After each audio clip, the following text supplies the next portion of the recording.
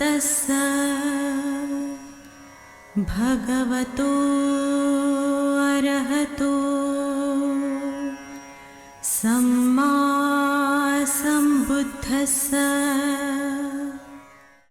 बुद्ध और उनका धम्म, बाबा साहेब डॉक्टर अम्बेडकर की इस कालजयी रचना का ये जो पुस्तकों का संसार है, इसमें आपका स्वागत है।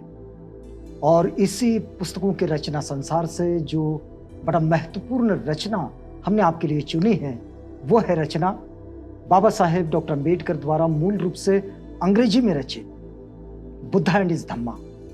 इसका ये हिंदी अनुवाद जो इस समय हम आप तक पहुंचा रहे हैं, ये हिंदी अनुवाद डॉक्टर भदंत आनंद कौशल्यायन जी ने किया है।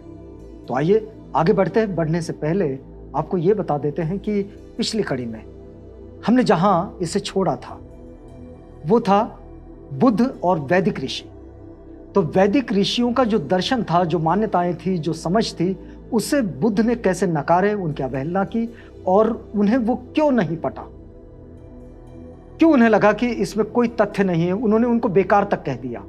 आइए अब आगे बढ़ते हैं और यहां बाबा साहेब चर्चा करते हैं। यह अध्याय है प्रथम कांड का 5वां भाग और ये 5वें भाग का ये दूसरा अध्याय इस शीर्षक के साथ आता है कपिल दार्शनिक।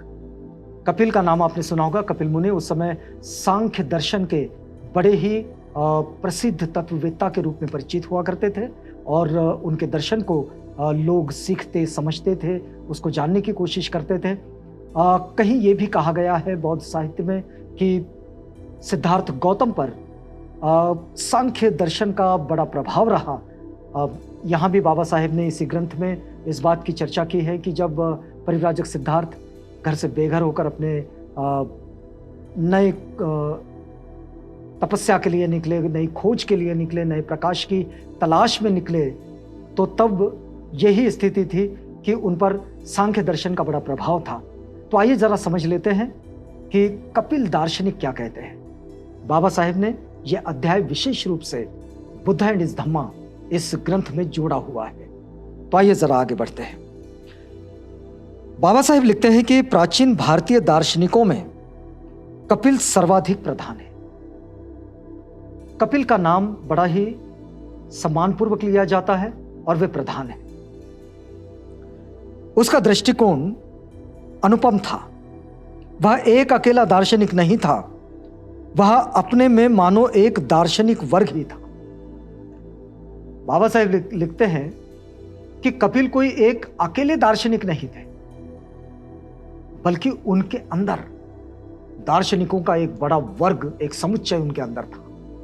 तो कपिल जो दार्शनिक है, उनकी महिमा, उनकी प्रतिष्ठा, उनकी ऊंचाई इससे हमारे ध्यान में आती है। उसका दर्शन सांख्य दर्शन कहा जाता था। सांख्य दर्शन का नाम सभी ने सुना है, जो लोग इतिहास का स्टडी करते हैं वो लोग जानते हैं। उनकी दार्शनिक मान्यताएं चौंका देने वाली थी। उनकी जो दार्शनिक मान्यताएं थी वो बिल्कुल चौंका देने वाली थी। सत्य के लिए प्रमाण आवश्यक है, सांख्य का यह प्रथम सिद्धांत। आज का आधुनिक विज्ञान इस बात पर ही खड़ा है कि यदि यह सत्य है, इसको मानना है, तो इसका प्रमाण होना चाहिए, एविडेंस होना चाहिए। अगर एविडेंस है तो मान लिया जाए कि ठीक है। बिना प्रमाण के सत्य का कोई अस्तित्व नहीं होता, ये कपिल दार्शनिक मानते हैं और उनके दर्शन का यह मूल है कि यदि कोई प्रमाण नहीं है तो सत्य का अस्तित्व नहीं हो सकता। अगर किसी चीज को सत्य मानोगे तो उसका प्रमाण दिखाना होगा। सत्य को सिद्ध करने के लिए कपिल ने केवल 2 प्रमाण स्वीकार किए। सत्य को स्वीकार करने के लिए कपिल ने 2 प्रमाण स्वीकार किए। एक प्रत्यक्ष और अनुमान।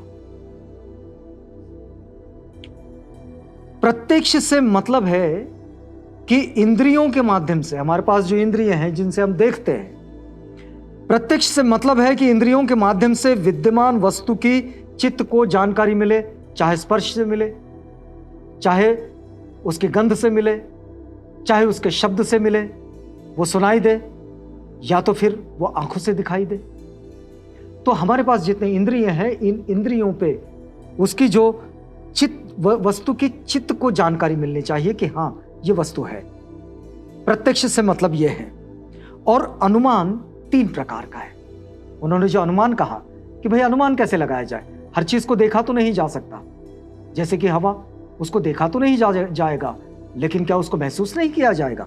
जरूर महसूस किया जाएगा। तो ये जो अनुमान है, अब देखिए अनुमान कैसा। तो अनुमान का पहला कारण कपिल दार्शनिक बताते हैं, कारण से कार्य का अनुमान।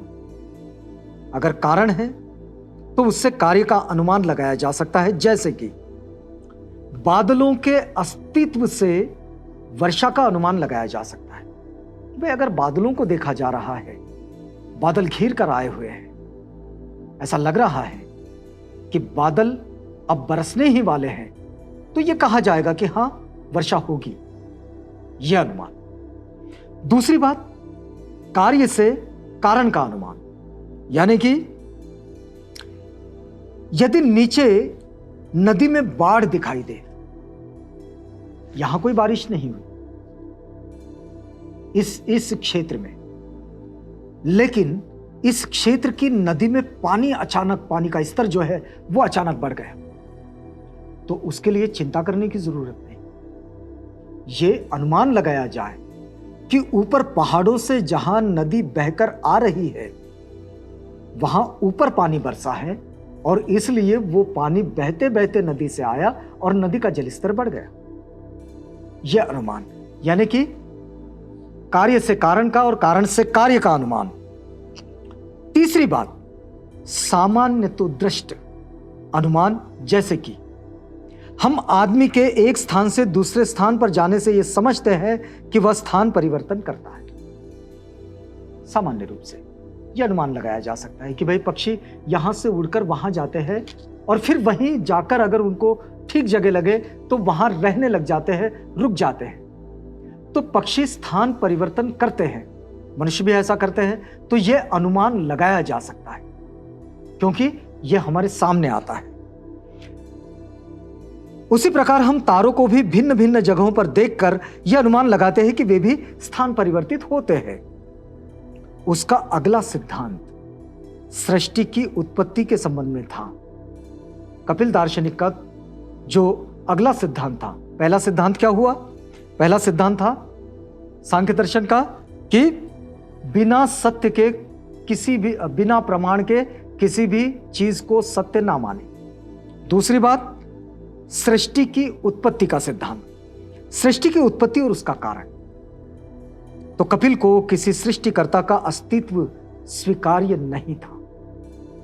कपिल दार्शनिक इस बात में बिल्कुल स्पष्ट थे कि इस संसार का निर्माण किसी सृष्टिकर्ता ने नहीं किया। सृष्टिकर्ता के अस्तित्व को उन्होंने नकार दिया था। उनका मत था कि उत्पन्न वस्तु पहले से ही अपने कारण में विद्यमान रहती है। जो चीजें हम देखते हैं वो किसी अन्य कारण का परिणाम होते हैं। मतलब अभी हमारे सामने जो चीज है वो वैसी की वैसी नहीं है। जैसे इसको समझा जाए कि सामने कोई टेबल रखा है, तो वो टेबल किसी लकड़े का परिणाम है जिसको बढ़ई ने काम कर करके उसको एक आकार दिया है, लेकिन मूल रूप से वो लकड़े का परिणाम है। लकड़ा उस वृक्ष से जुड़ता है जिस वृक्ष से वो लकड़ा आता है। वृक्ष उस बीज से जुड़ता है जिस बीज से वो आता है। और ऐसे एक के पीछे एक, एक के पीछे एक, एक के पीछे एक उसके अपने कारण हैं। और ये जो अपने कारण है, इन कारणों का जो अलग अलग परिणाम है, इसी से संसार का अस्तित्व है, ये कपिल दार्शनिक मानते हैं। फिर आगे देखिएगा, उसका मत था कि वह उत्पन्न वस्तु पहले से ही अपने कारण में विद्यमान रहती है, जैसे कि मिट्टी से बर्तन बनता है और धागों से एक कपड़े का टुकड़ा बनता है। यह एक तर्क था जिसकी वजह से कपिल को किसी सृष्टिकर्ता का अस्तित्व मान्य नहीं था। इसलिए वो कहते हैं कि कोई सृष्टिकर्ता नहीं है, चीजें अपने कारण के साथ आगे बढ़ती है। उसने अपने मत के समर्थन में और भी तर्क दिए हैं। जैसे कि असत कभी किसी कार्य का कारण नहीं हो सकता। उनका कहना बिल्कुल सीधा स्पष्ट है, जो असत है वो सत का निर्माण कैसे करेगा? असत, जो असत है वो सत का निर्माण नहीं कर सकता। वास्तव में नई उत्पत्ति कुछ होती ही नहीं, वस्तु उस सामग्री के अतिरिक्त और कुछ नहीं है जिससे वो निर्मित हुई है। कपिल दार्शनिक बड़े स्पष्ट है। उनका यह कहना है कि वस्तु अपने आप में कुछ होती ही नहीं है। वास्तविकता क्या है? तो सामग्री, वो वस्तु, उसकी सामग्री, उसके अतिरिक्त कुछ नहीं है जिससे वो निर्मित हुई है। जिन चीजों से उसका निर्माण हुआ है उसके अतिरिक्त वो कुछ भी नहीं है। फिर देखिए आगे वे क्या कहते हैं। वस्तु अपने अस्तित्व में आने से पहले उस सामग्री के रूप में विद्यमान रहती है कि जिससे उसका निर्माण होता है। किसी एक निश्चित सामग्री से किसी एक निश्चित वस्तु का ही निर्माण हो सकता है और केवल एक निश्चित सामग्री ही किसी निश्चित वस्तु के रूप में परिणति को प्राप्त हो सकती है। एक निश्चित वस्तु का ही वो परिणाम हो सकता है और केवल एक निश्चित सामग्री ही किसी निश्चित वस्तु के रूप में परिणत हो सकती है, बदल सकती है। अगर पहले से उसका स्रोत है तो ही वो चीज आगे बढ़ेगी, वरना वो अचानक कोई चीज खड़ी नहीं होती। तो फिर इस वास्तविक संसार का मूल स्रोत क्या है? बाबा साहेब का एक सामान्य प्रश्न इसमें खड़ा होता है, तो कपिल का इस पर उत्तर है। कपिल का कहना है कि वास्तविक संसार के दो रूप हैं।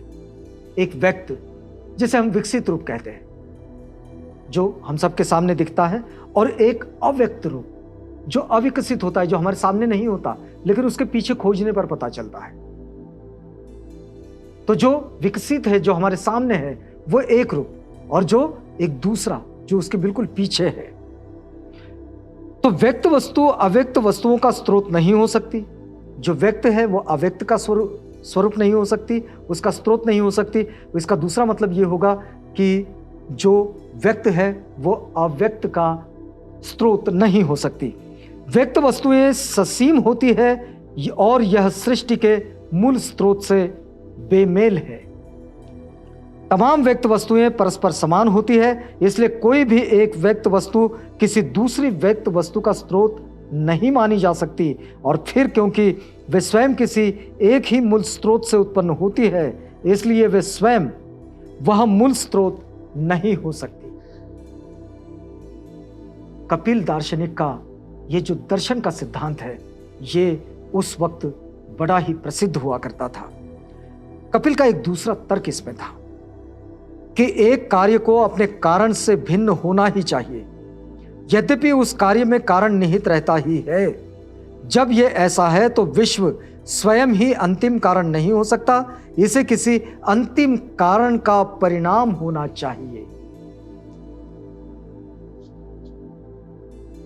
कपिल दार्शनिक आधुनिक विज्ञान की उसी कड़ी को आगे उसी कड़ी से जुड़े हुए लगते हैं, जिस कड़ी को आधुनिक विज्ञान स्वीकारता है कि ये विश्व इस वक्त हम जिस स्थिति में देख रहे हैं वो ऐसा नहीं है, और वो यहां पर खत्म नहीं हुआ है, और ये उसका अंतिम सिरा भी नहीं। तो ये आगे आगे बढ़ता चला जा रहा है। जैसे कि इस वक्त में जो चीज है वो उसके किसी अंतिम कारण का एक परिणाम है, लेकिन आने वाला वक्त, इस वक्त में वो उसका कारण बन जाएगा और आने वाला वक्त उसका परिणाम होगा। तो ये संसार कहीं भी न रुका हुआ है और ना ही इसका कोई अंतिम सिरा है, जैसे कि इसका कोई पहला सिरा नहीं दिखाया जा सकता जहां से इसकी शुरुआत हो। तो ये कोई सिरे को कोई पकड़ नहीं सकता, और इसलिए ये संसार की परिवर्तनशीलता की ये बात उस समय कपिल दार्शनिक ने अपने सांख्य दर्शन में रखी थी। तो इसी की चर्चा इस समय बाबा साहेब बुद्ध और उनका धम्म इस ग्रंथ में कर रहे हैं। यही हम आप तक पहुंचा रहे हैं। यहाँ रुकते हैं इस वादे के साथ कि कल आपसे पुनः मुलाकात होगी, जब हम बुद्ध और उनका धम्म की इसी कड़ी के साथ जुड़ेंगे। तो इस वक्त हम आपसे इजाजत चाहते हैं।